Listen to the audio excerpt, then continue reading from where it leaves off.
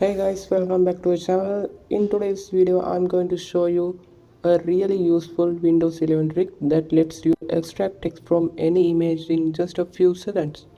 And the best part is you don't need to open any extra software. So let's jump into the tutorial. So first open the image that contains the text you want to extract. It can be a screenshot, a photo, a website, or basically any image with readable text. Now simply press Windows key plus Shift plus T on your keyboard. After pressing the shortcut, your screen will become selectable. Now just drag mouse over the area where the text is located. Windows will automatically recognize the text from that selected area. And that's it. The text has been copied to your clipboard. Now I can open Notepad, Word or any other application and simply press Ctrl plus V to paste the extracted text.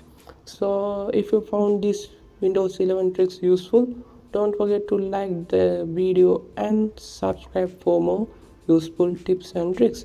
So thanks for watching.